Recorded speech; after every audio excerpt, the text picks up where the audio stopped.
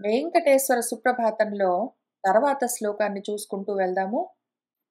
ఉత్తిష్ఠ ఉత్తిష్ఠ గోవింద ఉత్తిష్ఠ గరుడధ్వజ ఉత్తిష్ఠ కమలాకాంత త్రైలోక్యం మంగళం కురు.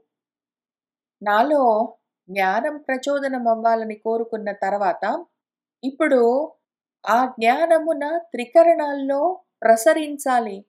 ఆ జ్ఞానంతో నా మనోవాక్కాయాలు శుద్ధమై జ్ఞానానికి సిద్ధమవ్వాలి అని కోరుకుంటూ ఉన్న శ్లోకమిది. కమలం అంటే ఎప్పుడైనా సరే మనకు ఆధ్యాత్మిక జ్ఞాన మార్గంలో హృదయము, హృత్కమలం అని పిలుస్తాము. నా హృత్కమలము ఎప్పుడు వికసిస్తుంది అంటే దానికి కాంతమైన జ్ఞానము ఉదయించినప్పుడే. జ్ఞానము ఉదయిస్తూ ఉన్న సమయంలో నా హృదయం కూడా వికసిస్తూ ఉండాలి. అందుకోసము దాన్ని నిద్ర మేల్కొల్పుకుంటూ ఉన్న సమయం ఇది. నా హృదయము మేల్కొంటూ ఉన్నది అంటే నా మాటలు కూడా వికసిస్తూ ఉంటాయి. గోవులు అంటే వాక్కులు. నా వాక్కులని పాలిస్తూ, వాటిని రక్షిస్తూ, వాటిని వృద్ధి పొందింపచేస్తూ ఉన్న జ్ఞానం ఏదున్నదో అది మేల్కోవాలి నాలో అని కోరుకుంటూ ఉన్నాను. నా మనసు, నా మాట వికసిస్తూ ఉన్న సమయంలో అందుకు తగిన విధంగా నా దేహము కూడా సిద్ధమవ్వవలసి ఉన్నది.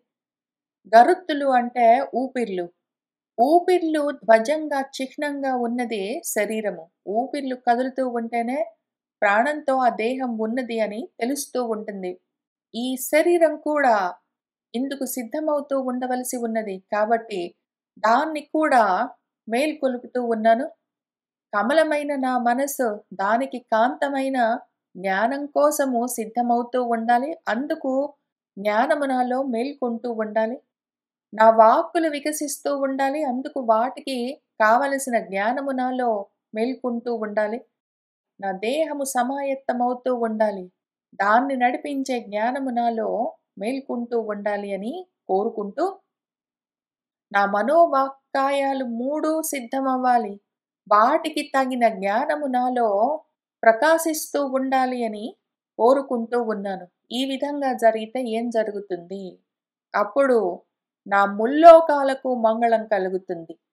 నాకున్న మూడు స్థూల సూక్ష్మ కారణ దేహాలు, ఇక్కడ చెప్పుకున్నట్టు మనోవాక్కాయాలు, వీటితో పాటే త్రికాలాలు, లోకమన్నా కాలమన్నా ఒకటే.